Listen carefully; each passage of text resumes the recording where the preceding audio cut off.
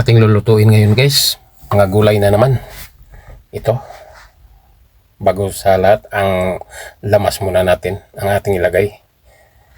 At isusunod na natin ang ating kalabasa na dilaw guys. Ito kalabasa na dilaw ang ating lulutuin. At saka naman may sitaw at repulyo. Wala itong matika ang ating lulutuin guys. Kaya ito ang tawag sa atin dito sa Visayas na lauoy. Walang matika ito, tatakpan muna natin. At ngayon ito na ang sitaw natin ating ilagay. Ang sitaw.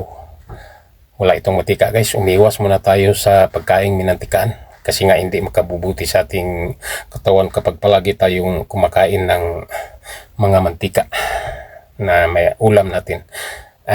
Ito. Wala tayong matika. Lauoy muna ito siya guys. Ating niluluto. Atin muna itong titimplahan bago pa natin nilunod ating repulyo.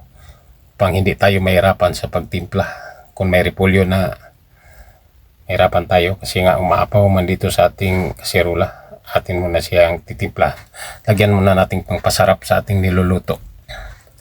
Ito, ang ating pangulam ngayon guys. May piniprito naman tayong bangus. At saka naman bagoong. Ang ating bagoong guys, nilagyan natin ng mangga. Marami naman tayong mangga ngayon. May mga hinog naman tayo.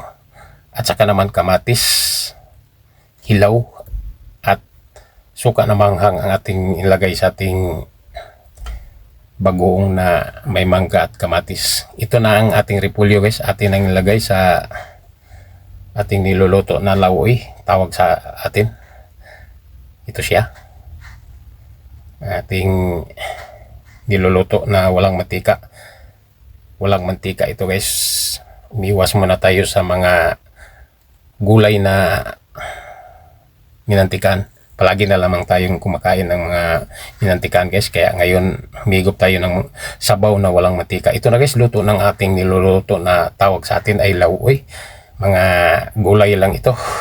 Kalabasa na dilaw, sitaw at saka naman repulyo. Ito siya guys, luto na. At sana i-follow nyo ang aking Facebook page. Like and share nini. At subscribe sa aking YouTube channel. Maraming salamat.